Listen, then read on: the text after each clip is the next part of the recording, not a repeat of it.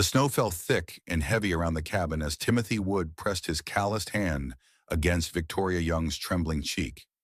His dark eyes burned with an intensity that made her breath catch in her throat. "By winter you'll carry my son inside you," he said, his voice rough as mountain granite, yet tender as morning mist.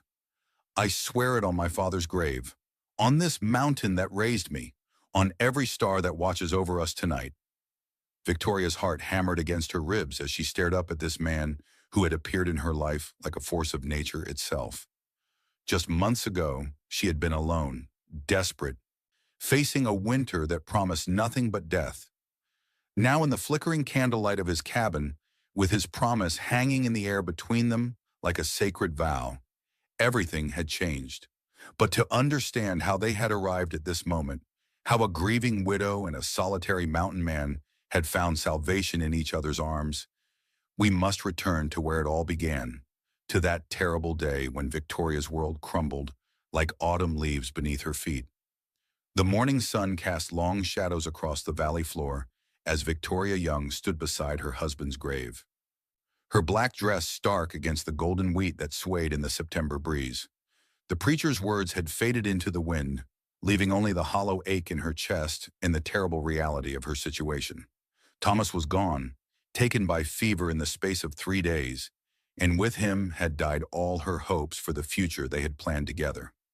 The other mourners began to drift away, their murmured condolences lost in the rustle of dried grass. Victoria remained motionless, her fingers clutching the simple wooden cross that marked Thomas's resting place. They had been married only 2 years, had just begun to build their life together on the small homestead at the base of the mountains. Now she faced the approaching winter alone, with nothing but a half-finished cabin and a handful of grain to sustain her through the long, cold months ahead. "Mrs. Young." The voice belonged to Eugene Taylor, the banker from town, his tone carefully measured and businesslike. "I'm sorry for your loss, but we need to discuss the matter of your husband's debts." Victoria turned slowly, her green eyes meeting his calculating gaze. She had known this moment would come, had dreaded it even as she grieved. Thomas had borrowed heavily to purchase their land and build their home, believing that the coming harvest would provide enough to begin repaying what they owed. But the fever had claimed him before the wheat could be gathered, and now those debts fell to her alone. "How much time do I have?" she asked, her voice barely above a whisper. Eugene's expression softened slightly, but his words remained firm. "The bank can give you until the first snow. If you cannot make payment by then, we'll have no choice but to foreclose on the property." Victoria nodded, understanding the finality of his statement. The first snow typically came in early November, giving her perhaps 6 weeks to find a solution to an impossible problem. She had no family to turn to, no means of earning the substantial sum required to satisfy Thomas's creditors. The wheat crop might bring in enough to survive the winter, but it would barely make a dent in what she owed. As Eugene walked away, Victoria felt the weight of her isolation settle over her like a shroud. She was 24 years old, alone in a harsh land that showed no mercy to the weak or unprepared. The nearest neighbor lived 5 miles away, and the town, such as it was, consisted of little more than a general store, a saloon, and the bank that now held her fate in its ledgers. The days that followed blurred together in a haze of desperate activity. Victoria threw herself into harvesting the wheat, working from dawn until her hands bled and her back screamed in protest. She sold what little she could spare, but the prices were lower than Thomas had anticipated, and the money disappeared quickly into the bottomless pit of their debt. As October painted the mountains in brilliant shades of red and gold, Victoria began to face the terrible truth of her situation. She would not be able to save the homestead. Soon she would be turned out into a world that had little place for a woman alone, with winter approaching and no resources to sustain her. It was on one of these desperate days, as she struggled to repair a section of fence that had been damaged by wandering cattle, that she first encountered the man who would change everything. She had been wrestling with a particularly stubborn post when she heard the soft whinny of a horse behind her. Turning, she found herself face to face with the most imposing man she had ever seen. Timothy Wood sat astride a massive black stallion, his broad shoulders outlined against the afternoon sky. He was tall, well over 6 feet, with dark hair that fell to his collar and a beard that spoke of months spent away from civilization. His clothes were practical, well-made leather and wool that had been seasoned by weather and hard use. But it was his eyes that captured her attention, dark brown and intense, studying her with an intelligence that made her suddenly aware of her disheveled appearance. "Ma'am," he said, touching the brim of his hat in greeting. His voice was deep with a slight roughness that suggested a man more comfortable with solitude than conversation. "Saw you struggling with that post. Mind if I lend a hand?" Victoria hesitated, her natural caution warring with her desperate need for assistance. She had heard stories of the mountain men who lived in the high country, tales that painted them as wild and dangerous as the bears and wolves that roamed those peaks. But there was something in Timothy's manner, a quiet respect in the way he waited for her permission, that eased her fears. "I would be grateful for the help," she said finally, stepping back to allow him access to the stubborn fence. Timothy dismounted with fluid grace, his movements economical and sure. He examined the damaged post for a moment, then produced a small hatchet from his belt. With a few precise strikes, he freed the post from the tangle of wire and rotted wood that had held it fast, then reset it with an efficiency that spoke of long experience with such tasks. "There," he said, testing the stability of his work. "That should hold through winter." "Thank you," Victoria said, meaning it more than he could know. "I'm Victoria Young. This was my husband's land." "Timothy Wood," he replied, his gaze taking in the modest cabin and the fields beyond. "I heard about your loss. Thomas was a good man." The simple statement, delivered without flowery sentiment or false comfort, somehow meant more to Victoria than all the elaborate condolences she had received. Here was a man who understood that grief was not something to be dressed up in pretty words, but a stark reality that had to be faced and endured. "You knew my husband?" she asked. "Met him a few times in town. He spoke of you often, of the life you were building together." Timothy's expression grew thoughtful. "These are hard mountains for a woman alone." There was no judgment in his words, no suggestion that she was somehow failing in her duty to survive. Instead, Victoria heard something that might have been understanding, as if he recognized the impossible nature of her situation without needing to have it explained.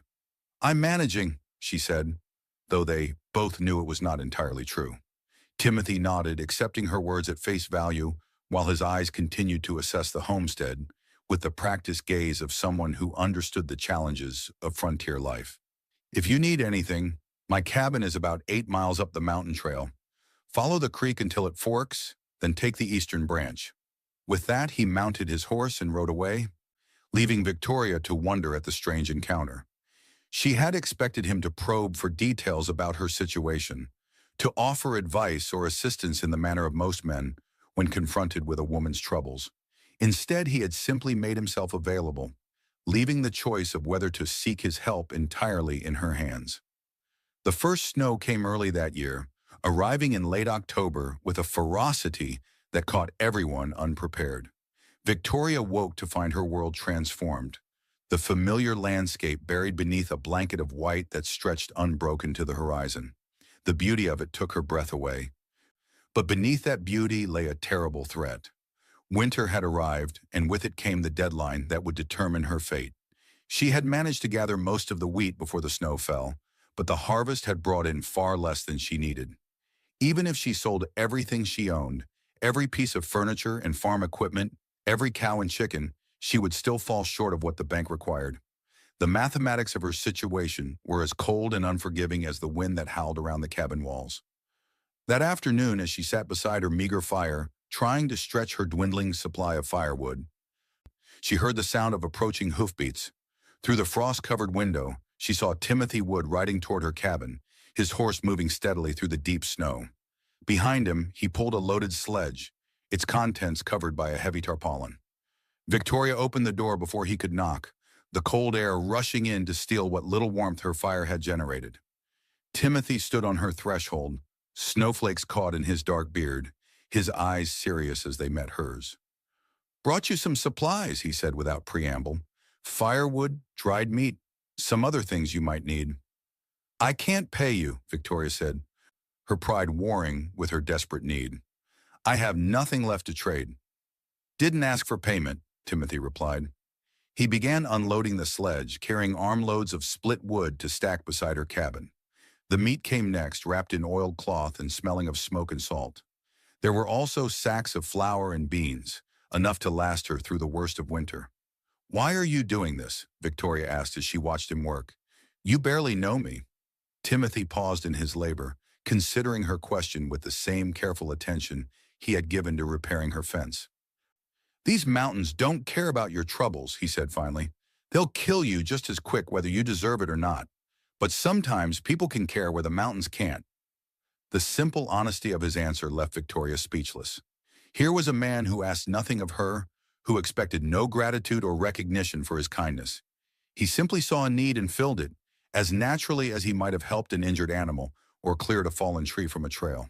When the supplies were unloaded and stacked, Timothy lingered for a moment at her door. Storm's going to get worse before it gets better, he said. If you need anything, don't wait until it's too late to ask.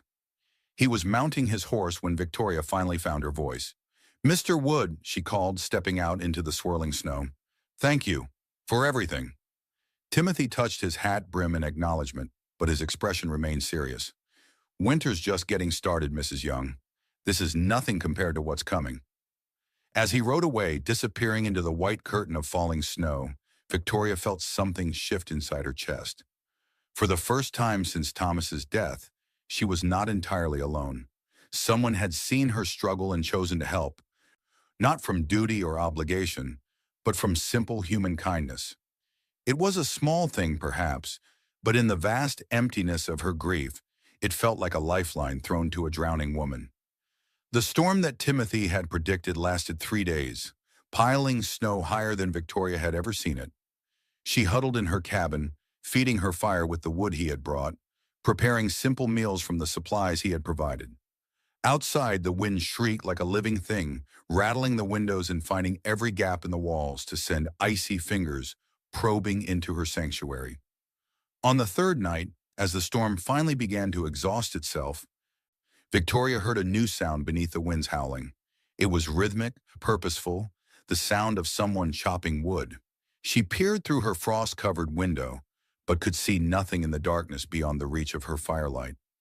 In the morning, she discovered that her woodpile had been replenished, the split logs stacked with the same careful precision she had observed in Timothy's work.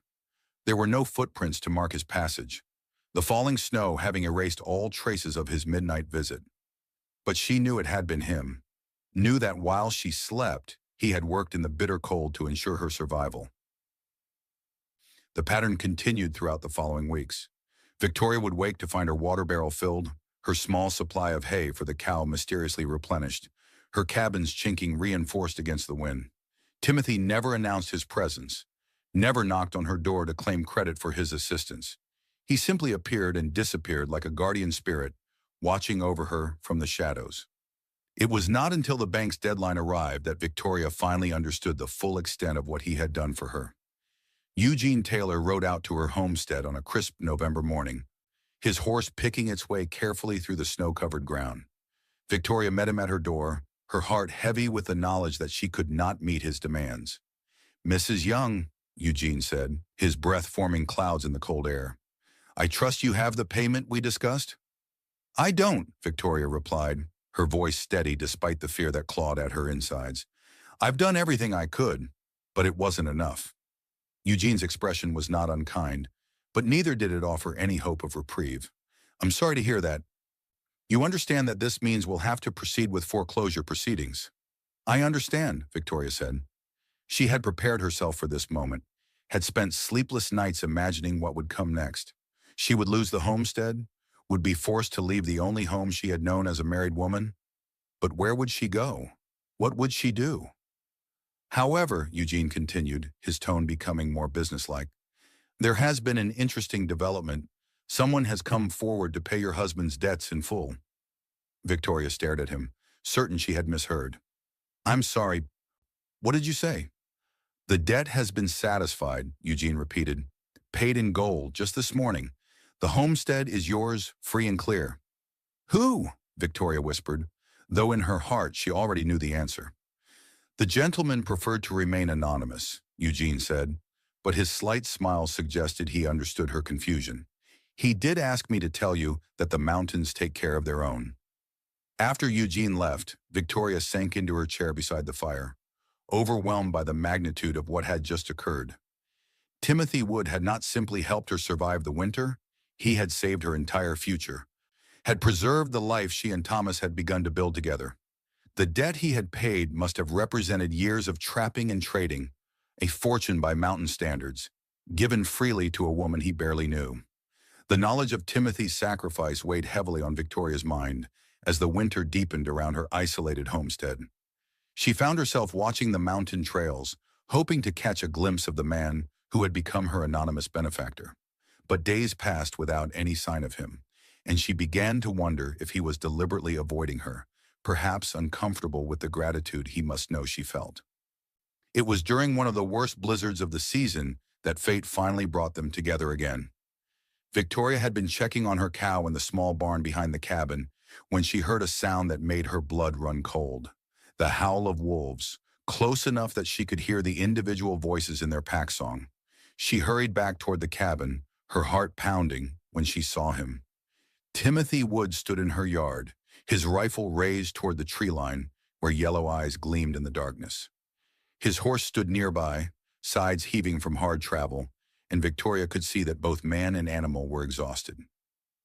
The wolves circled just beyond the reach of the cabin's light, their forms ghostly in the swirling snow. "Get inside," Timothy called to her without taking his eyes off the pack. "Bar the door and keep your fire burning bright." Victoria obeyed, but she did not bar the door completely. Instead, she left it slightly ajar, ready to open it quickly if Timothy needed refuge. She could hear him moving around the cabin, his boots crunching in the snow as he maintained his vigil. The wolves continued their eerie song, but they did not attack, perhaps sensing that this was not prey they could take easily. After what felt like hours, the howling faded as the pack moved on in search of easier targets.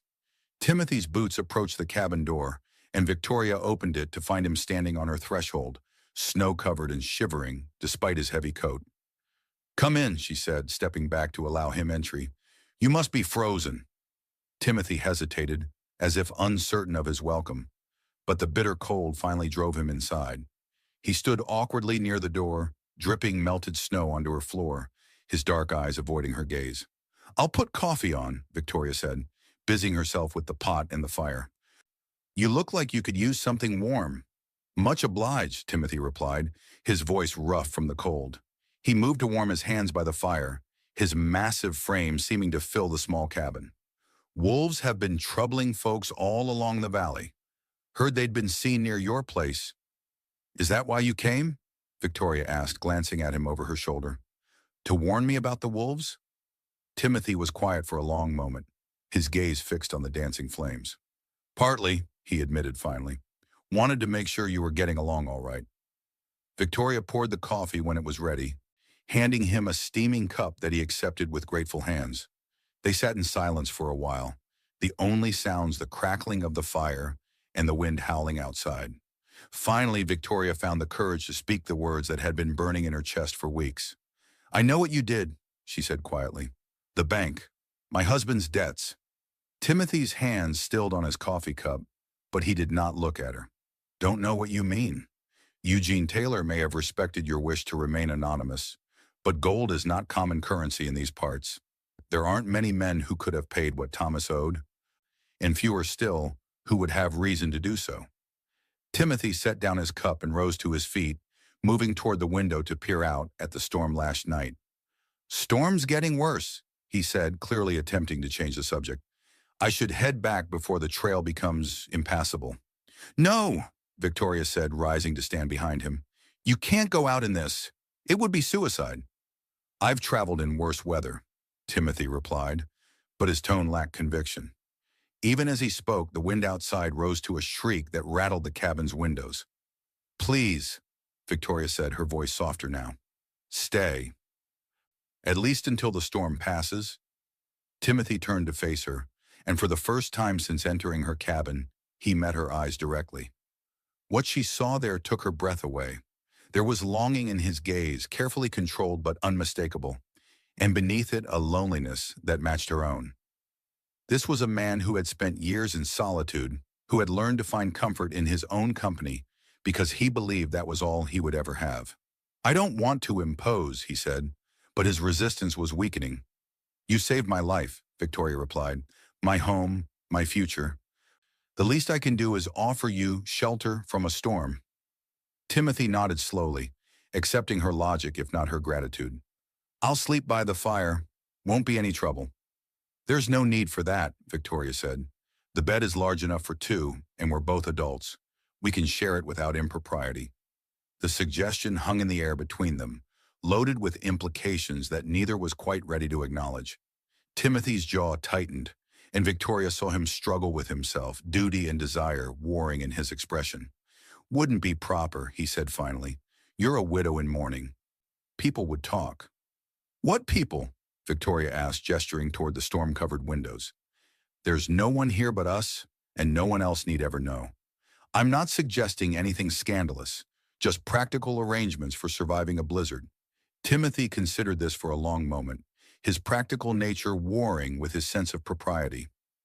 Finally, practicality won. "All right," he said, "but I keep my clothes on, and nothing improper happens." "Of course," Victoria agreed, though she felt a flutter of something that might have been disappointment in her chest. They prepared for sleep with careful formality. Timothy turning his back while Victoria changed into her nightgown, then doing the same while she averted her eyes. The bed was indeed large enough for two, built by Thomas with an eye toward the family they had hoped to raise. They lay on opposite sides, a careful distance between them, listening to the storm rage outside. But as the night wore on and the temperature in the cabin dropped despite the fire's warmth, that careful distance began to seem less important than survival. Victoria found herself shivering beneath her blankets, her teeth chattering audibly in the darkness. Timothy, despite his heavy clothes and natural hardiness, was not much warmer. "This is foolish," he said finally, his voice cutting through the darkness. "We're going to freeze to death for the sake of propriety." "What do you suggest?" Victoria asked, though she thought she knew. "Body heat," Timothy replied matter-of-factly. "It's the most efficient way to stay warm in extreme cold. I've done it before, with hunting partners caught in blizzards. Nothing improper about it, just survival." Victoria felt her heart rate increase, but she forced her voice to remain steady. "All right, for survival." Timothy moved closer, his large frame radiating warmth that Victoria felt even before he touched her. When his arm came around her waist, drawing her against his chest, she had to bite her lip to keep from gasping. He was solid and warm, his heart beat strong beneath her cheek, and for the first time in months, she felt truly safe. "Better?" he asked, his voice rumbling in his chest. "Much," Victoria whispered, and it was true. The cold that had been seeping into her bones began to retreat, replaced by a warmth that had as much to do with Timothy's presence as his body heat. They lay together in the darkness, listening to the storm's fury, and gradually Victoria felt herself relaxing against him. Timothy's breathing grew deep and even, suggesting that he had fallen asleep, but Victoria remained awake, acutely aware of every point where their bodies touched. This was the first time since Thomas's death that she had been held by a man, the first time she had felt the comfort of human contact in her grief. But it was more than comfort she felt. There was something about Timothy Wood that called to her, something beyond gratitude for his kindness or appreciation for his strength. He was unlike any man she had ever known, self-sufficient, incapable, yet gentle in his way. He asked nothing of her, expected nothing, and perhaps that was what made her want to give him everything. Morning brought a cessation of the storm's fury, though the world outside remained buried beneath several feet of fresh snow. Victoria woke to find herself still wrapped in Timothy's arms, her head pillowed on his chest, one of his hands resting protectively on her back. For a moment, she allowed herself to savor the warmth and security of his embrace, but then reality intruded, and she carefully extracted herself from his hold. Timothy woke as she moved, his eyes opening immediately and focusing on her with the alertness of a man accustomed to potential danger. For a moment, they stared at each other in the gray morning light, both acutely aware of the intimacy they had shared, however innocent its origins. Storms passed, Timothy observed, his voice carefully neutral. Yes, Victoria agreed, though she felt a strange reluctance to acknowledge that their enforced closeness was no longer necessary. I'll make breakfast before you go. They moved around each other with exaggerated politeness, both trying to pretend that the night had not changed something fundamental between them. But Victoria caught Timothy watching her as she prepared their meal, his dark eyes following her movements with an intensity that made her pulse quicken. When she handed him his plate, their fingers brushed, and she saw him tense at the contact. Thank you, he said, accepting the food, for the hospitality. Thank you, Victoria replied, for saving my life. Again. They ate in relative silence, the weight of unspoken words hanging heavy between them. Finally, Timothy pushed back from the table and reached for his coat. I should go, he said. Check on my own place. Make sure the animals are all right. Of course, Victoria agreed, though part of her wanted to ask him to stay longer. Will I see you again? Timothy paused in the act of putting on his coat, his hands stilling on the buttons. Would you want to? He asked quietly. The question hung in the air between them, loaded with possibilities that neither was quite ready to voice. Victoria felt her heart racing as she considered her answer, knowing that what she said next would determine the course of their relationship. Yes, she said finally, the word barely above a whisper. I would like that very much. Timothy nodded, his expression unreadable. I'll come by in a few days. Check on things. After he left, Victoria found herself unable to concentrate on her usual tasks. She kept replaying moments from the previous night, the feel of his arms around her, the steady rhythm of his breathing, the way he had held her as if she were something precious that needed protecting. She had been married to Thomas for 2 years, had loved him deeply, but what she felt stirring in her chest now was different somehow, wilder and more dangerous. True to his word, Timothy returned 3 days later, ostensibly to check on her welfare, but lingering longer than such a visit required. They talked by her fire, sharing stories of their pasts, their hopes and fears. Victoria learned that Timothy had been alone on the mountain for nearly 5 years, that he had come west after losing his family to cholera back in Missouri. He had built his cabin with his own hands, had learned to live off the land through necessity and determination.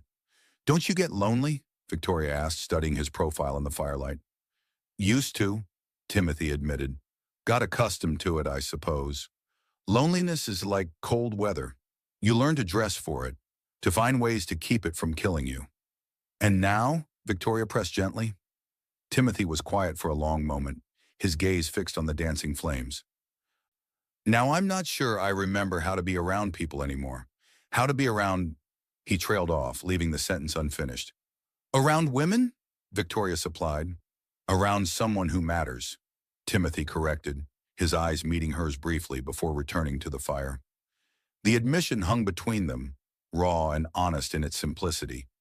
Victoria felt her breath catch in her throat, understanding that he was telling her something important, something that cost him to say.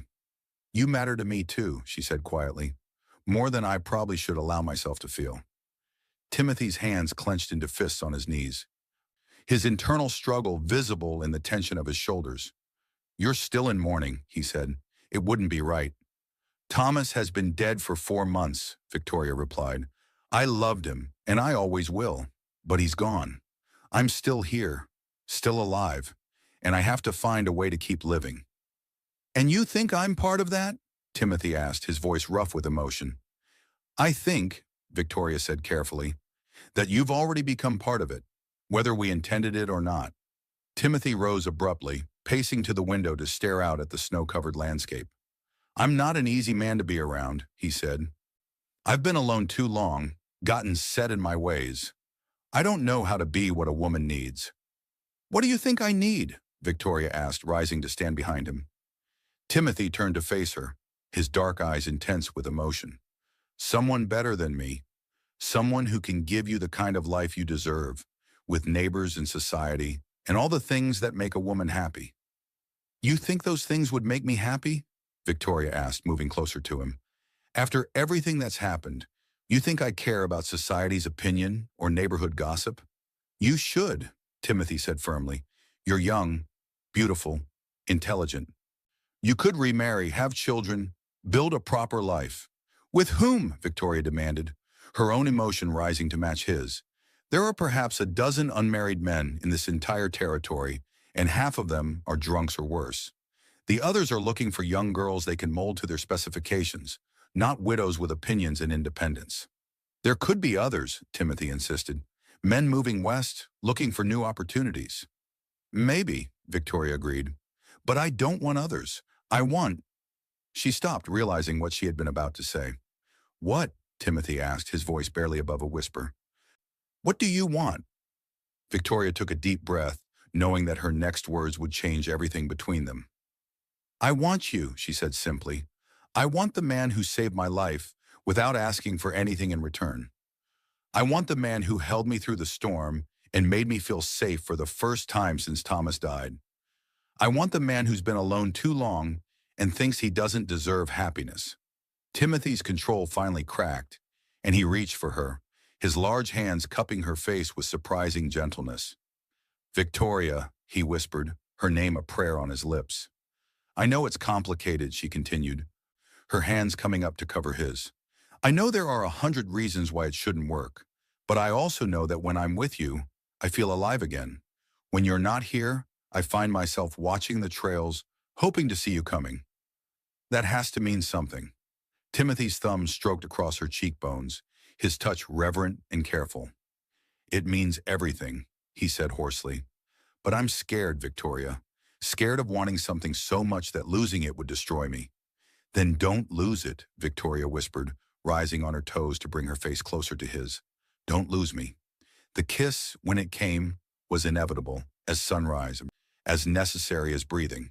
Timothy's lips were warm and firm against hers, moving with a desperate hunger that spoke of months of suppressed longing. Victoria melted into him, her body fitting against his, as if they had been made for this moment, this connection that transcended logic and propriety. When they finally broke apart, both were breathing hard, their foreheads resting together as they tried to process what had just happened between them. This changes everything, Timothy said, his voice rough with emotion. Yes, Victoria agreed, it does. The weeks that followed were a careful dance of growing intimacy and mutual discovery. Timothy began spending more time at Victoria's homestead, helping with repairs and improvements that would make her life easier. In return, Victoria provided him with home-cooked meals and companionship that neither had realized they craved so desperately. They were careful to maintain the appearance of propriety, understanding that even in the isolated mountain valley, gossip could spread and reputations could be damaged. But in private, their relationship deepened with each passing day.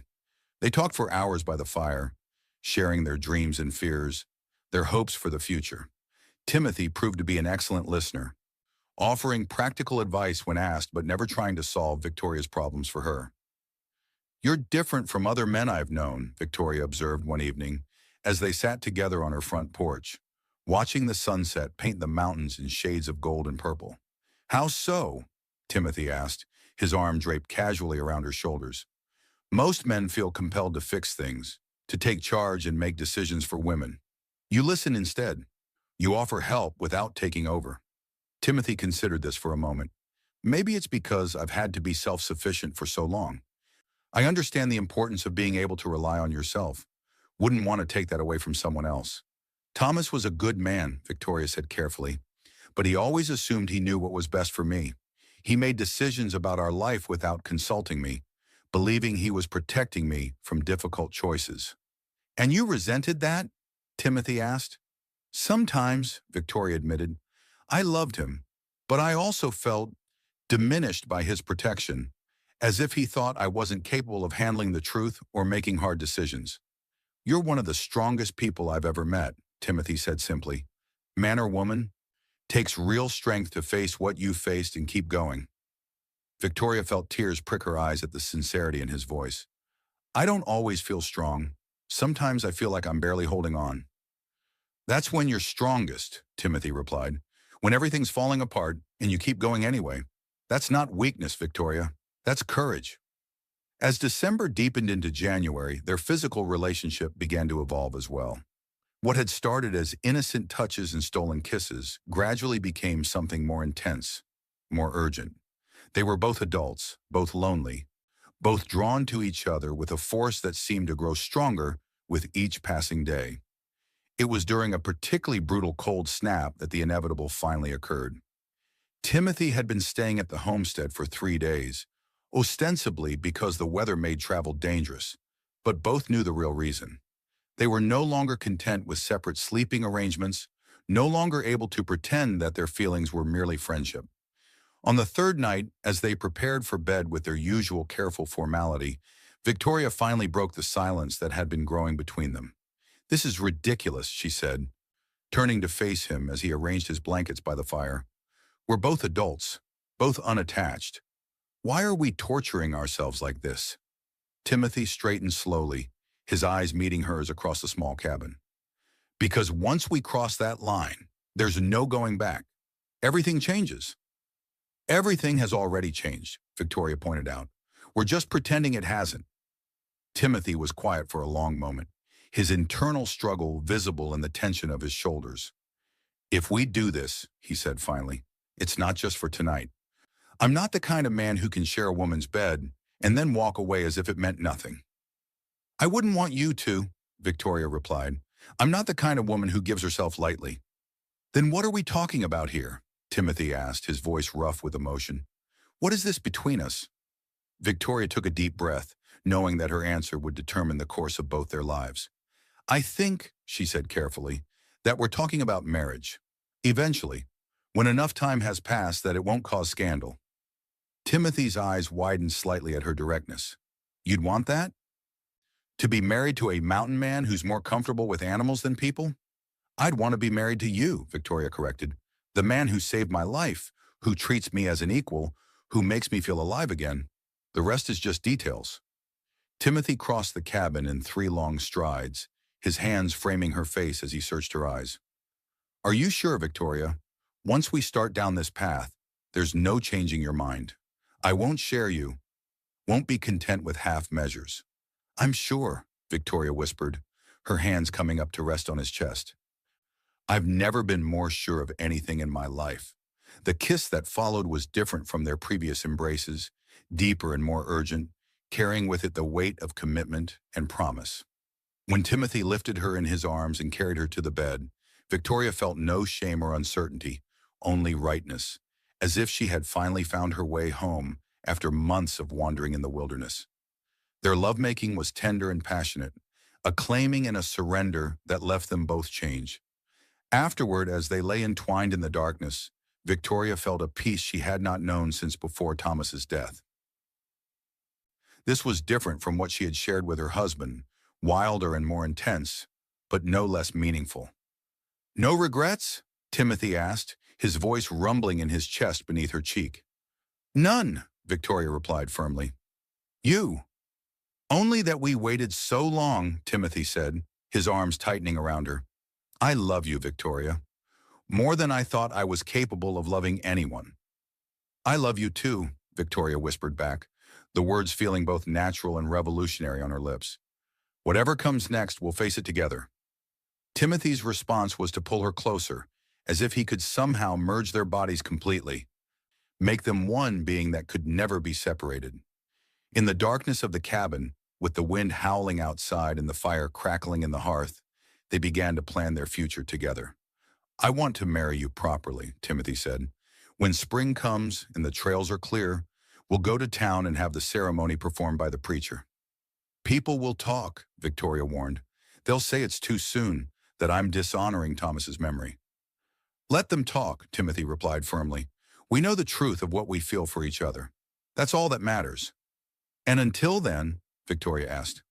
"Until then, we're as good as married in the eyes of God," Timothy said. "The ceremony is just for the law and society. What we have between us is already sacred." Victoria felt tears of happiness prick her eyes at his words. This was what she had been searching for without knowing it. A man who saw her as his equal, his partner in all things. With Thomas, she had been a wife in the traditional sense, cared for and protected, but not truly consulted in the major decisions of their life. With Timothy, she sensed that things would be different, that they would build their life together as true partners. The harsh mountain winter continued to rage around them, but inside the cabin, Victoria and Timothy created their own world of warmth and intimacy. They talked for hours about their plans for the future, about the improvements they would make to the homestead, about the life they would build together. Timothy shared his knowledge of the mountains, teaching Victoria skills that would help her survive and thrive in the harsh environment. In return, Victoria brought a civilizing influence to Timothy's rough edges, encouraging him to remember the social graces he had abandoned during his years of solitude. "You'll need to learn to be around people again," Victoria observed one evening as they worked together preparing dinner. "When we go to town for supplies for the wedding, you'll have to interact with the community." Timothy grimaced slightly at the thought. "Been a while since I've had to make small talk with shopkeepers and such. Not sure I remember how." "It's like any other skill," Victoria assured him. "It comes back with practice. Besides, you don't have to become a social butterfly. Just polite enough that people don't think I've married a complete savage." "Is that what they'll think?" Timothy asked, genuine concern in his voice. "That you've lowered yourself by marrying beneath your station?" Victoria set down her knife and turned to face him fully. "Timothy Wood, you are not beneath anyone's station. You're an honest, hard-working man who's built a life for himself through his own efforts. You've shown more kindness and integrity than most of the so-called respectable men I've known. Anyone who thinks otherwise is a fool." Timothy's expression softened at her fierce defense of him. "You might be a little biased in my favor," he observed with a slight smile. "Maybe," Victoria agreed, returning to her cooking. "But that doesn't make me wrong."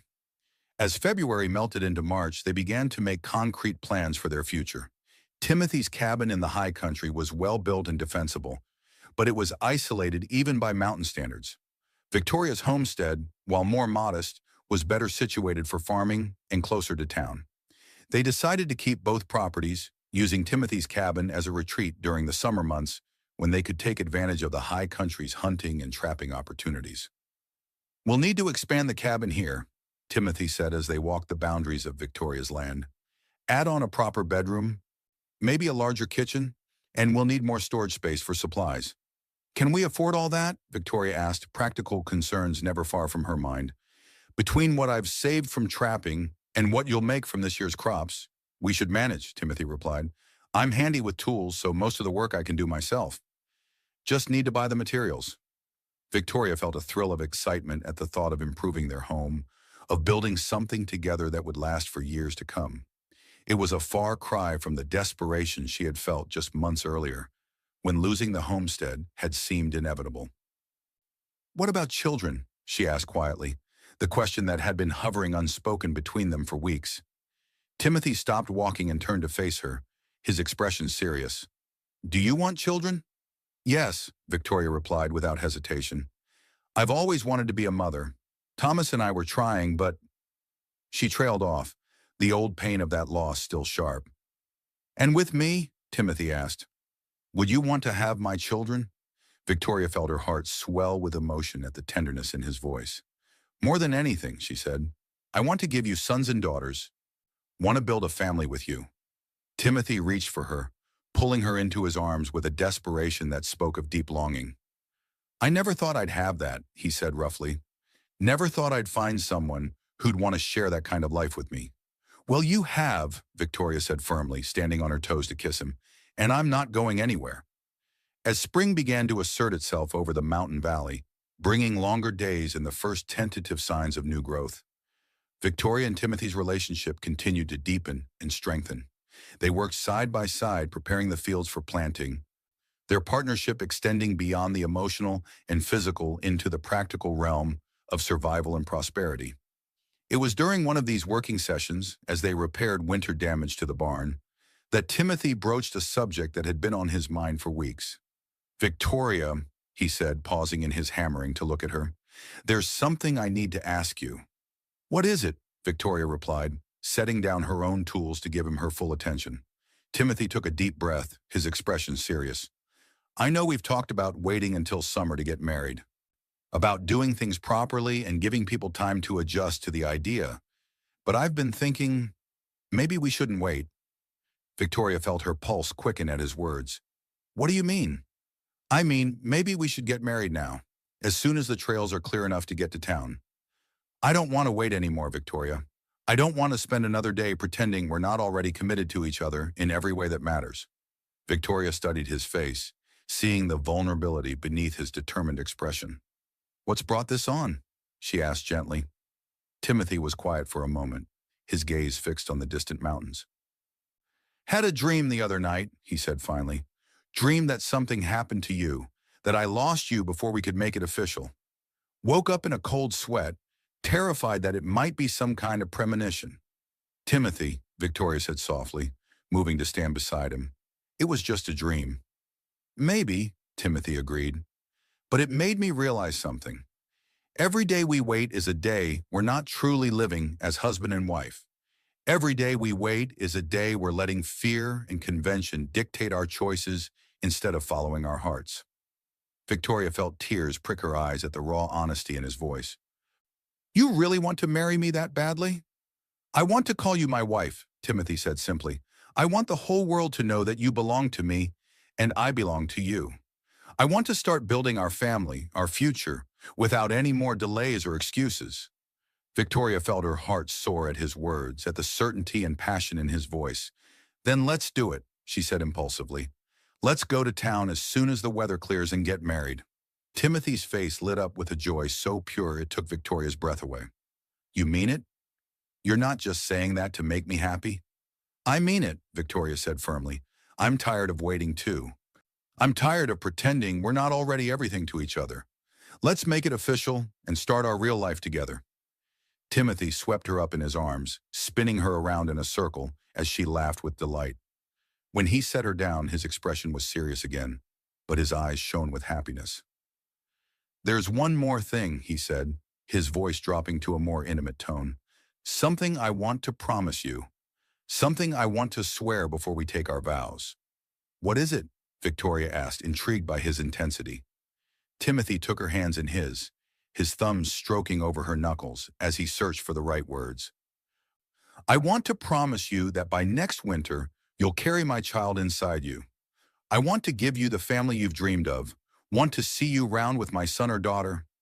Victoria felt her breath catch at the raw desire in his voice, at the image his words painted in her mind. Timothy, she whispered. I know it might not happen right away, Timothy continued, his voice urgent with emotion. I know these things take time and can't be forced, but I want you to know that's what I want more than anything. I want to make you a mother, want to watch you nurture our children the way you've nurtured me back to life. Victoria felt tears streaming down her cheeks at the beauty of his words, at the depth of love and commitment they represented. I want that too, she said through her tears, more than I can possibly express. Timothy pulled her against him, holding her tightly as if he could somehow make his promise reality through sheer force of will. By winter, he repeated, his voice rough with emotion. By winter, you'll carry my son inside you. I swear it on my father's grave, on this mountain that raised me, on every star that watches over us. The promise Timothy made that day became the driving force behind their preparations for marriage and the future they would build together. As April brought the first real warmth to the mountain valley, they threw themselves into the practical tasks of combining their lives and properties. Timothy spent his days working on improvements to the homestead, expanding the cabin and reinforcing the barn, while Victoria focused on preparing the fields for planting and organizing their household goods. But beneath the surface of these mundane activities lay a current of anticipation and desire that grew stronger with each passing day. Timothy's promise had awakened something primal in both of them, a deep biological imperative that went beyond mere romantic love to encompass the fundamental human drive to create life and legacy. The preacher comes through town once a month, Victoria said one evening as they planned their wedding. According to Mrs. Patterson at the general store, he's due back the second week of May. That's still 3 weeks away, Timothy observed, his frustration evident in his voice. Seems like a long time to wait. We've waited this long, Victoria pointed out reasonably. What's a few more weeks? Timothy was quiet for a moment, his gaze fixed on the fire crackling in the hearth. It's not just about the ceremony, he said finally. It's about everything that comes after. Starting our family, building our future, Every day we wait feels like a day stolen from our real life together. Victoria understood his impatience because she felt it too. The physical intimacy they shared had awakened in her a longing for motherhood that was almost overwhelming in its intensity. She found herself imagining what their children would look like, whether they would have Timothy's dark eyes or her lighter coloring, whether they would inherit his practical nature or her more emotional temperament. "Maybe we don't have to wait for the preacher," she said quietly, the idea forming even as she spoke. Timothy looked at her with interest. "What do you mean?" "I mean, maybe we can perform our own ceremony here at the homestead, make our vows to each other and to God, even if we don't have an official witness. We could always have it blessed by the preacher later, when he comes through town." Timothy's eyes lit up with excitement at the suggestion. "You'd be willing to do that? To marry me without all the traditional trappings?" "The traditional trappings don't matter to me," Victoria replied honestly. "What matters is the commitment we make to each other, the promises we speak from our hearts." "When?" Timothy asked, his voice urgent with anticipation. Victoria considered the question, her mind racing through the practical considerations. "This weekend," she said impulsively. "Saturday evening at sunset, we'll exchange vows on the front porch, with the mountains as our witnesses and God as our judge." Timothy reached for her, pulling her into his arms with a desperation that spoke of months of suppressed longing. "Are you sure, Victoria? Once we do this, there's no going back. You'll be my wife in every sense of the word." "I'm already your wife in every sense that matters," Victoria replied, her voice steady with conviction. "The ceremony is just making it official." The days leading up to their self-imposed wedding date passed in a blur of preparation and anticipation. Victoria spent hours working on her appearance, washing and styling her hair, pressing her best dress, trying to make herself as beautiful as possible for the man who would become her husband. Timothy, meanwhile, focused on more practical preparations, ensuring that their home was as comfortable and secure as he could make it for the woman who would share his life. On the appointed evening, as the sun began to sink behind the western peaks, they stood together on the front porch of the cabin that would be their married home. Victoria wore her best blue dress, the one she had worn to church back when such things had been possible, while Timothy had donned his finest clothes, a black suit that he had worn perhaps twice in the 5 years since coming to the mountains. "Are you ready?" Timothy asked, taking her hands in his as they faced each other in the golden light of the setting sun. "I've never been more ready for anything in my life," Victoria replied, meaning every word. Timothy began to speak, his voice strong and clear in the mountain air. "Victoria Young, I take you as my wife before God and these mountains that have shaped us both. I promise to love you, protect you, and cherish you for all the days of my life.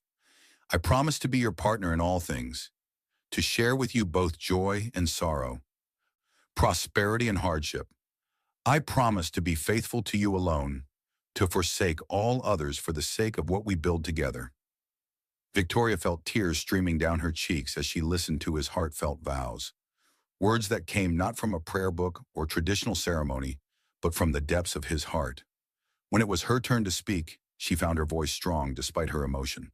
"Timothy Wood, I take you as my husband before God and in the sight of his creation. I promise to love you with all my heart, to stand by your side through whatever challenges we may face.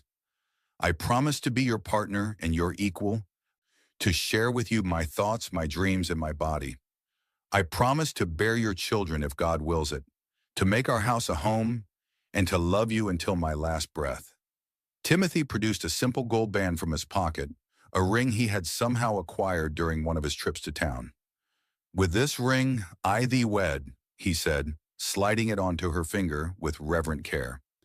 Victoria had no ring to give him in return, but she took his hands in hers and spoke from her heart. "With my body I thee worship. With my heart I thee love. With my life I thee honor." As the last words of their improvised ceremony faded into the mountain air, Timothy pulled Victoria into his arms for a kiss that sealed their union more surely than any official document could have done. They were husband and wife now, bound together by love and commitment, and the unshakable belief that they had found in each other something worth fighting for. "Mrs. Wood," Timothy murmured against her lips, testing the sound of her new name. "I like the sound of that," Victoria replied, her voice soft with wonder. "Mrs. Timothy Wood." They stood together on their porch as the stars began to appear in the darkening sky, holding each other and marveling at the magnitude of what they had just done. They were no longer two lonely people struggling to survive in a harsh land. They were a family, a partnership, a union that would face whatever challenges the future might bring. "Come inside, wife," Timothy said finally, his voice rough with desire and tenderness. "Let me show you how much you mean to me." Victoria followed him into their cabin, their home, ready to begin the next chapter of their life together. As Timothy lifted her in his arms and carried her to their marriage bed, she felt a sense of completeness that she had never experienced before. This was where she belonged, in the arms of this strong, gentle man who had saved her life and won her heart. Their wedding night was a celebration of everything they meant to each other, a physical expression of the emotional bond they had forged through months of shared hardship and growing love. Timothy was tender and passionate, worshipful in his attention to her pleasure, and Victoria gave herself to him completely, holding nothing back. Afterward, as they lay entwined in the darkness, Victoria felt a deep sense of peace settle over her. She was exactly where she was meant to be, with the man she was meant to love, ready to build the life they had dreamed of together. "No regrets?" Timothy asked, echoing the question he had posed on that first night they had shared a bed. "None," Victoria replied firmly. "Only excitement for what comes next." "Our children," Timothy said, his hand coming to rest on her flat stomach with reverent care. "The sons and daughters we'll raise together." "Soon," Victoria whispered, covering his hand with hers. "Very soon, I hope." Summer brought a sense of renewal and possibility to their mountain valley that seemed to mirror the transformation in Victoria and Timothy's relationship. As husband and wife, they threw themselves into the work of building their life together with a passion and determination that impressed even their few neighbors.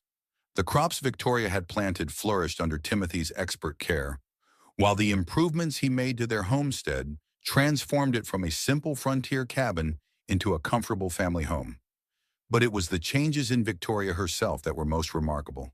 The frightened, desperate widow who had faced the previous winter alone had been replaced by a confident, capable woman who moved through her daily tasks with purpose and joy.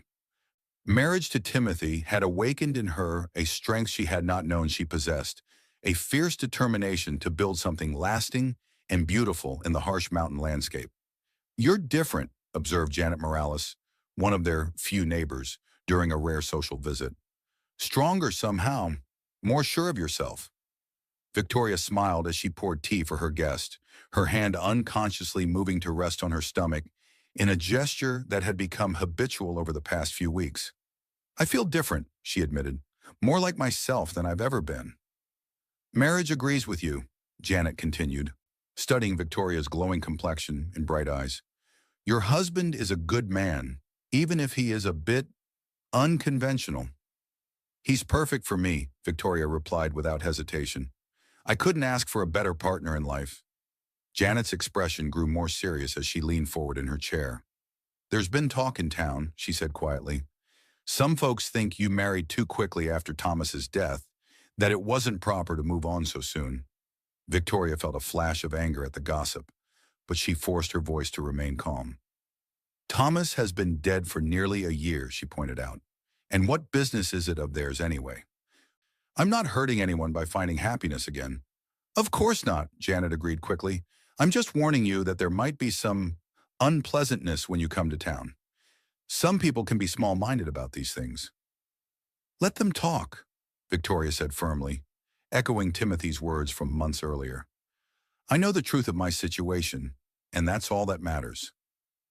After Janet left, Victoria found herself thinking about the conversation and the gossip it had revealed. She had known that marrying Timothy so relatively soon after Thomas's death would raise eyebrows, but she had hoped that their obvious happiness and the practical necessities of frontier life would silence most criticism. Apparently, she had been naive in that hope. When Timothy returned from his day's work in the high pastures, Victoria shared Janet's warning with him. His expression darkened as she related the gossip, his jaw tightening with suppressed anger. "Bunch of small-minded fool," he muttered, pulling Victoria into his arms. "They don't know what you went through, what you faced alone. They have no right to judge the choices you made to survive." "It doesn't matter," Victoria said, though she appreciated his fierce defense of her. "Their opinions can't hurt us unless we let them." "Still makes me angry," Timothy admitted. "You deserve better than their petty gossip and judgment." Victoria smiled up at her husband, touched by his protective instincts. "I have better," she said softly. "I have you." As summer progressed into early autumn, Victoria began to notice changes in her body that filled her with a mixture of excitement and nervousness. Her monthly courses, which had been irregular since Thomas's death and the stress that followed, had stopped entirely. Her breasts felt tender and full, and she found herself experiencing waves of nausea, particularly in the mornings.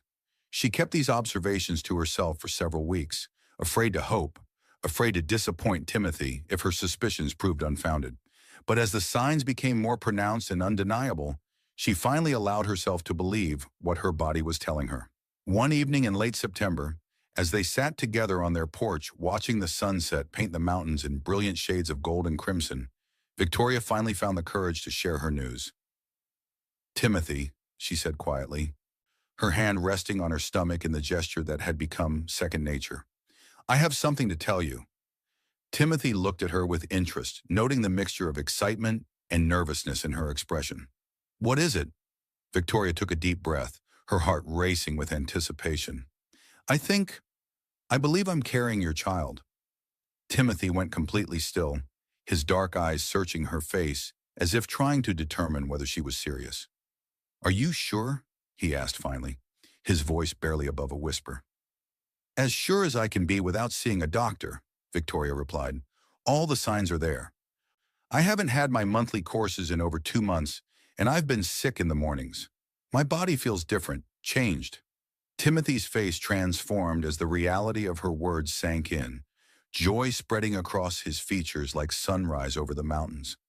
He reached for her, his large hands framing her face with infinite tenderness. "A baby," he breathed, his voice filled with wonder. "Our baby." "Your promise," Victoria whispered, tears streaming down her cheeks. "You said by winter I would carry your son inside me." "And you do," Timothy said, his own eyes bright with unshed tears. "God help me, Victoria. You actually do." He kissed her then, a kiss that was both celebration and worship, gratitude and overwhelming love. When they finally broke apart, Timothy dropped to his knees beside her chair, his hands coming to rest on her still flat stomach with reverent care. "Hello, little one," he whispered to the child growing within her. "Your papa is so happy you're coming to us." Victoria felt her heart overflow with emotion at the sight of this strong, self-sufficient man reduced to tears by the prospect of fatherhood. She had known he wanted children, had felt his longing in every touch and kiss they shared. But seeing his raw joy at the confirmation of her pregnancy drove home just how much this meant to him. "Are you happy?" she asked, though his reaction had already answered the question. "Happy doesn't begin to cover it," Timothy replied, rising to pull her into his arms. "I feel like I could conquer the world, like I could move these mountains with my bare hands if it would make life easier for you and our child." Victoria laughed through her tears at his exuberance, but she understood the sentiment, the knowledge that she carried new life within her, a child created from their love and commitment to each other, filled her with a sense of purpose and joy unlike anything she had ever experienced. "When do you think?" Timothy asked, his practical nature asserting itself even in the midst of his emotional response. "When will the baby come?" Victoria did quick calculations in her head, trying to determine when conception might have occurred. "Late spring, I think. May or June, if my estimations are correct." "We'll need to prepare," Timothy said, his mind already racing ahead to the practical considerations. "Make sure we have everything we need, find a midwife or doctor who can assist with the birth. I won't take any chances with your safety or the baby's." "We have time," Victoria assured him, touched by his immediate concern for their welfare. "Plenty of time to make all the necessary preparations." As the weeks passed and Victoria's pregnancy became more apparent, both to themselves and to their few neighbors, the reality of impending parenthood began to sink in. Timothy threw himself into preparations with the same intensity he had brought to every other challenge in his life, expanding their cabin to include a proper nursery, stockpiling supplies for the long winter months when travel would be difficult, and researching everything he could about pregnancy and childbirth. Victoria, meanwhile, found herself marveling at the changes in her body and spirit. The morning sickness that had initially concerned her gradually faded, replaced by a sense of glowing health and vitality that seemed to increase with each passing day. She felt strong and capable, ready to take on the challenges of motherhood with the same determination she had brought to surviving her widowhood. "You're beautiful," Timothy told her one evening as they prepared for bed, his eyes taking in her changing form with obvious appreciation. "Pregnancy suits you." Victoria smiled, pleased by his continued desire for her, even as her body grew rounder and less conventionally attractive. "I feel beautiful," she admitted. "I feel like I'm finally becoming who I was meant to be." "A mother," Timothy said, his hand coming to rest on the gentle swell of her belly. "The mother of my children." "Children?" Victoria asked with a raised eyebrow. "Already planning for more than one?" "If we're blessed with more," Timothy replied seriously. "I want a house full of little ones, Victoria. Sons to help with the ranch work, daughters to learn at your knee. I want to fill this valley with our family." Victoria felt her heart swell with love for this man who had already given her so much and now promised her even more. "Then we'd better start with this one and see how we do," she said practically. Winter arrived early that year, blanketing their valley in snow by the middle of November and settling in with a ferocity that reminded Victoria of the terrible months when she had faced the cold alone. But this winter was different in every possible way. Instead of desperation and fear, she felt contentment and anticipation. Instead of wondering if she would survive until spring, she found herself eagerly awaiting the arrival of the child she carried. Timothy had transformed their cabin into a fortress against the cold, banking snow around the foundation for insulation, and ensuring that their supply of firewood would last until the spring thaw. The nursery he had built adjoined their bedroom, its walls lined with soft furs and its single window positioned to catch the morning sun. A cradle carved from mountain pine sat ready and waiting, its smooth surfaces polished to a warm glow. "It's perfect," Victoria said, running her hand along the cradle's curved edge. "Our baby will be so comfortable here." "I want everything to be perfect for you both," Timothy replied, his arm coming around her expanding waist. "You've given me more than I ever dreamed possible. I want to give you the world in return." Victoria's pregnancy progressed smoothly through the winter months, her body adapting to its new role with remarkable ease. The isolation that had once terrified her now felt like a blessing, allowing her and Timothy to focus entirely on each other and their growing family, without the interference of outside opinions or expectations. They spent their evenings by the fire, Victoria working on tiny garments for the baby, while Timothy carved wooden toys and read aloud from the few books they possessed. Sometimes they would simply talk, sharing their hopes and dreams for their child, their plans for the future they were building together. "What if it's a girl?" Victoria asked one snowy evening in February, her hands busy with delicate embroidery on a christening gown. "You keep talking about sons, but what if we have a daughter first?" Timothy looked up from the wooden horse he was carving, his expression thoughtful. "Then I'll be the proudest father of a daughter in all the territories," he said simply. "Boy or girl, this child will be loved beyond measure." "But you want a son," Victoria pressed gently. "I can hear it in your voice when you talk about the future." "I want healthy children," Timothy corrected. "Sons or daughters, it doesn't matter to me. Though I admit, the thought of a little girl who looks like her mother is pretty appealing." Victoria felt tears prick her eyes at his words, hormones making her more emotional than usual. "You always know exactly what to say," she murmured. "I just tell you the truth," Timothy replied, setting aside his carving to pull her closer. "You and this baby are everything to me, Victoria. Everything else is just details." As winter began to loosen its grip on the mountains and the first tentative signs of spring appeared, Victoria found herself growing increasingly uncomfortable. The baby had grown large enough to make movement difficult, and she often found herself short of breath after even minor exertion. Timothy hovered over her constantly, anticipating her needs and refusing to let her perform any task he deemed too strenuous. "I'm not made of glass," Victoria protested one morning as Timothy insisted on helping her out of bed. "Women have been having babies since the beginning of time." "Not my woman," Timothy replied firmly, "and not my baby. I'm not taking any chances." Victoria might have argued further, but a sudden sharp pain in her lower back made her gasp and reach for Timothy's supporting arm. The baby had been active all night, shifting and moving in ways that made sleep nearly impossible, and now she wondered if something more significant might be happening. "What is it?" Timothy asked immediately, his face creased with concern. "Are you all right?" I think it might be time," Victoria said, another wave of pain washing over her. "The baby feels different, lower somehow. And these pains—" Timothy's face went pale, but his voice remained steady. "How long have you been having pains?" "Since before dawn," Victoria admitted. "I thought they were just the usual discomfort, but they're getting stronger." Timothy helped her back to bed, his movements gentle but efficient. "I'm going for the midwife," he said, reaching for his coat. "Mrs. Patterson said she'd come when the time arrived." "Don't leave me," Victoria said, sudden fear making her voice sharp. "What if the baby comes while you're gone?" Timothy hesitated, torn between his desire to stay with his wife and his need to ensure she had proper assistance during the birth.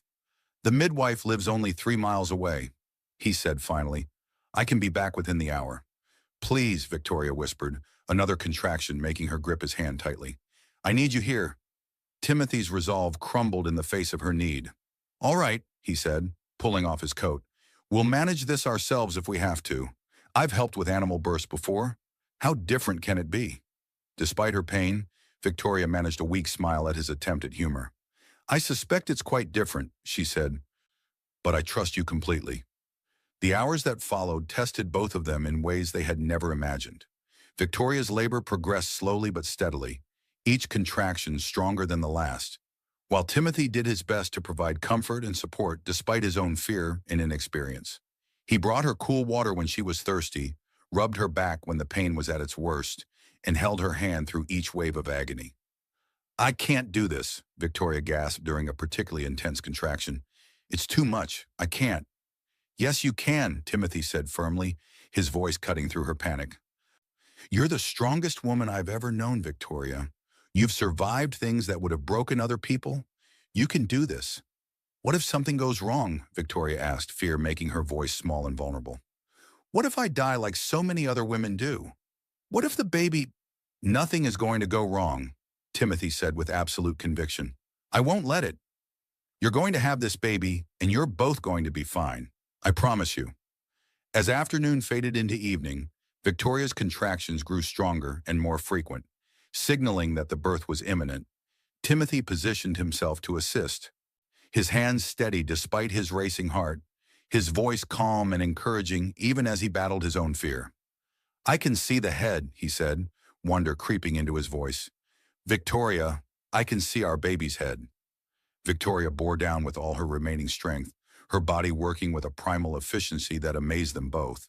With a final tremendous effort, she brought their child into the world, the baby sliding into Timothy's waiting hands with a rush of fluid and relief. "It's a boy," Timothy breathed, his voice filled with awe as he looked down at the tiny, perfect human being he held. "Victoria, we have a son."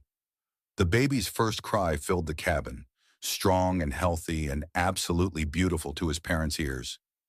Timothy quickly cleaned and wrapped the infant, then placed him in Victoria's eager arms, his own hands shaking with emotion. "He's perfect," Victoria whispered, tears streaming down her face as she examined every tiny finger and toe.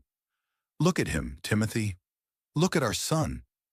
Timothy knelt beside the bed, his large finger gently stroking the baby's downy cheek. "He's beautiful," he said hoarsely, "just like his mother." "He has your eyes," Victoria observed, noting the dark color of the infant's gaze. "And your strong chin." "And your perfect nose," Timothy replied, his voice thick with emotion. God help me, Victoria. I've never felt anything like this. I didn't know it was possible to love someone so much so instantly. Victoria understood exactly what he meant. The moment she had held their son, she had felt her heart expand to accommodate a love so fierce and protective it took her breath away. This tiny being was part of her and part of Timothy, a living symbol of everything they meant to each other. What should we name him? She asked, unable to take her eyes off their child's face. Timothy considered the question seriously. I'd like to name him after my father, if that's all right with you. James. James Wood. James, Victoria repeated, testing the name. I like it. James Timothy Wood, after both his father and grandfather. James Timothy Wood, Timothy agreed, his voice reverent as he spoke their son's full name for the first time. Welcome to the world, son. As night fell over their mountain valley, the new family settled into their first hours together. Victoria nursed the baby with an ease that surprised them both, while Timothy watched in fascination, still marveling at the miracle they had created together. You did it, he said softly, his hand resting on Victoria's shoulder as she cradled their son. You brought him safely into the world. We did it, Victoria corrected. I couldn't have managed without you. Timothy felt his chest swell with pride and love, not just for his son, but for the incredible woman who had given birth to him. Victoria had faced the challenges of labor and delivery with the same courage and determination she brought to every other aspect of their life together, and he had never loved or admired her more. By winter, I said, Timothy murmured, remembering the promise he had made so many months ago. By winter, you'll carry my son inside you. And I did, Victoria replied, looking up at him with eyes bright with love and accomplishment. Your promise came true, Timothy. Everything you swore would happen has come to pass. Spring arrived late that year, but when it finally came, it brought with it a sense of renewal and hope that seemed to permeate every aspect of Victoria and Timothy's life together. Baby James thrived in the mountain air, growing stronger and more alert with each passing day, his presence transforming their cabin from a simple dwelling into a true family home. Victoria had recovered from childbirth with remarkable speed, her body seeming to embrace its new role as mother with the same determination it had shown in adapting to frontier life. She moved through her daily tasks with James strapped to her chest in a carrier Timothy had fashioned from soft leather and fur, the baby content to observe the world from the security of his mother's embrace. He's going to be tall like his father, Victoria observed one morning as she changed James's diaper, marveling at how much he had grown in his first few months of life. Look at those long legs. Timothy grinned as he watched his son kick vigorously, tiny fists waving in the air. He's got your spirit, though. Never seen a baby so determined to get what he wants. That's a good thing in this country, Victoria replied practically. He'll need that determination to thrive here. As summer progressed, they began to make plans for expanding their family and their homestead. The success of their first year's crops had provided enough income to make significant improvements, and Timothy threw himself into the work of building additional rooms and outbuildings with the enthusiasm of a man who finally had something permanent to work toward. We'll need a bigger house if we're going to have more children, he said one evening as they sat on their porch, James sleeping peacefully in his mother's arms. This cabin served us well, but a growing family needs more space. More children? Victoria asked with a smile. James is barely 4 months old, and you're already planning his siblings? I told you I wanted a houseful, Timothy reminded her, his eyes twinkling with mischief. James is just the beginning. Victoria felt a familiar flutter of excitement at the thought of giving Timothy more children, of watching their family grow and flourish in the mountain valley they had made their own. Well, she said thoughtfully, we should probably wait at least until James is walking before we start working on the next one. Probably, Timothy agreed, though his expression suggested he wouldn't mind if nature had other plans. Their contentment was interrupted one afternoon in late July by the arrival of unexpected visitors. Victoria was hanging laundry while James napped in his cradle when she heard the sound of approaching horses. Looking up, she saw 3 men riding toward their homestead, their clothes marking them as townspeople rather than fellow ranchers or mountain men. Timothy emerged from the barn where he had been working, his expression immediately wary as he took in the visitors' formal appearance. Victoria recognized one of the men as Eugene Taylor from the bank, but the other two were strangers to her. "Mr. Wood, Mrs. Wood," Eugene said as he dismounted, his tone carefully neutral. "Hope you don't mind the intrusion. We have some business to discuss." "What kind of business?" Timothy asked, positioning himself slightly in front of Victoria in a protective gesture that didn't go unnoticed by their visitors. "Legal business," replied one of the strangers, a thin man with pale eyes and an officious manner. "I'm Judge Morrison from the Territorial Court. This is Sheriff Anderson. We're here regarding a complaint that's been filed against you." Victoria felt her heart sink as she realized what this visit was likely about. The gossip Janet had warned her about months earlier had apparently escalated beyond mere talk into official action. "What kind of complaint?" Timothy asked, his voice dangerously quiet. Judge Morrison consulted a document he pulled from his coat pocket. "It's been alleged that your marriage is not legitimate, that you've been living in sin and corrupting the moral standards of the community. There are also questions about the timing of your relationship and whether it began before Mrs. Wood's period of mourning was complete." "That's ridiculous," Victoria said, stepping forward despite Timothy's protective stance. "We were legally married according to the laws of God and nature. The fact that we didn't have a preacher present doesn't invalidate our union." "Actually, ma'am, it does," Sheriff Anderson said, speaking for the first time. "Territorial law requires that marriages be performed by authorized clergy or civil officials. Self-performed ceremonies have no legal standing." Victoria felt the blood drain from her face as the implications of this statement sank in. If their marriage wasn't legally valid, then James was technically illegitimate, and she could be charged with adultery or other moral crimes. "However," Judge Morrison continued, "we're not here to prosecute anyone. We're here to offer a solution. If you're willing to have your union properly solemnized by an authorized official, we can overlook the irregularities of your current situation." "And if we refuse?" Timothy asked, though his tone suggested he already knew the answer. "Then we'll have no choice but to pursue legal action," the judge replied. "Mrs. Wood could face charges of adultery and moral turpitude. The child could be declared illegitimate and potentially removed from your custody." Victoria gasped at the threat, instinctively moving toward the cabin where James slept peacefully, unaware of the danger that suddenly surrounded his small world. Timothy's hand found hers, squeezing tightly in a gesture of support and shared determination. "What exactly are you proposing?" Timothy asked, his voice carefully controlled, despite the anger Victoria could see burning in his eyes. "A simple ceremony, performed by me in my capacity as a territorial judge," Morrison replied. "We'll backdate the marriage license to make everything appear proper and legal. In exchange, the complainants have agreed to withdraw their charges and cease their harassment." "Who filed the complaint?" Victoria demanded, her own anger finally overriding her fear. "Who has appointed themselves the moral guardians of our private life?" Eugene shifted uncomfortably, clearly reluctant to answer. "Does it matter?" he asked finally. "The important thing is resolving the situation." "It matters to me," Victoria said firmly. "I want to know who's been spreading lies about my family." Judge Morrison consulted his papers again. The complaint was filed by a group of concerned citizens, led by Mrs. Evelyn Ward and Mr. Christopher Johnson. They claimed to be acting in the interests of community moral standards. Victoria recognized both names.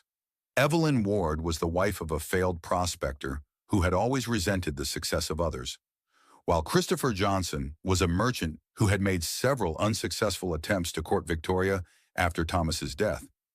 Their motivations were clearly personal rather than moral, but that knowledge didn't lessen the threat they posed. "We'll do it," Timothy said finally, his practical nature overriding his pride. "Whatever it takes to protect Victoria and James." "Excellent," Judge Morrison said, his relief evident. "We can perform the ceremony right now if you're ready." Victoria wanted to protest, to rage against the injustice of being forced into a legal ceremony when their spiritual union was already complete and sacred in their eyes. But the thought of losing James, of being separated from Timothy, made the choice clear. "Let me get the baby," she said quietly. "If we're doing this, our son should be present." The ceremony that followed was a pale shadow of the heartfelt vows they had exchanged on their porch the previous spring. Judge Morrison read from a standard text, his words mechanical and impersonal, while Sheriff Anderson and Eugene served as witnesses. Victoria and Timothy repeated the required responses, but their eyes remained locked on each other, silently reaffirming the promises they had made in private. When it was over, Judge Morrison handed them an official marriage certificate, properly signed and dated. "Congratulations," he said, though his tone suggested the words were merely a formality. "You're now legally married in the eyes of the territory." After the officials left, Victoria and Timothy stood together on their porch, holding James between them and trying to process what had just occurred. The legal ceremony had been necessary for their protection, but it felt like a violation of the sacred bond they had forged on their own terms. "I'm sorry," Timothy said finally, his voice heavy with regret. "I should have insisted on a proper ceremony from the beginning. Should have protected you from this kind of harassment." "You couldn't have known," Victoria replied, though she shared his frustration. "And it doesn't change anything that really matters. We know the truth of what we mean to each other." "Still," Timothy said, his jaw tightening with suppressed anger, "I don't like being forced into anything by small-minded busybodies who have nothing better to do than interfere in other people's lives." Victoria understood his feelings, but she was more concerned with the future than with rehashing the injustices of the past. "What matters now is that we're legally protected," she said practically. "James is legitimate, our marriage is official, and no one can threaten our family again." Timothy nodded, accepting her logic even as his anger continued to simmer. "You're right," he said. "We've got more important things to worry about than the opinions of people who don't matter." As autumn painted the mountains in brilliant colors and they prepared for their second winter as a family, Victoria found herself reflecting on the journey that had brought them to this point. A year ago, she had been a desperate widow facing an uncertain future. Now she was a wife and mother, surrounded by love and security, with a bright future stretching ahead of them. "Do you ever regret it?" she asked Timothy one evening as they sat by their fire, James playing contentedly on a blanket at their feet. "Giving up your solitary life in the mountains for all this domestic chaos?" Timothy looked around their cabin, taking in the baby toys scattered across the floor, the diapers hanging by the fire to dry, the general disorder that came with raising a child. Then he looked at Victoria, her face glowing in the firelight, and at James, who was just beginning to pull himself up to standing. "Never," he said firmly. "This chaos, as you call it, is the best thing that ever happened to me. You and James are the best things that ever happened to me." Victoria felt tears prick her eyes at the sincerity in his voice. "Even when James keeps us awake all night with his crying? Even when I'm too tired to cook a proper meal? Even when the house is a disaster and I haven't had time to wash my hair in 3 days?" "Especially then," Timothy replied, reaching over to pull her into his arms. "Those are the moments when I realize how lucky I am to have this life, this family. I spent 5 years alone on this mountain, and I thought I was content. But I didn't know what I was missing until I found you." Victoria melted into his embrace, marveling at how perfectly she fit against his solid frame.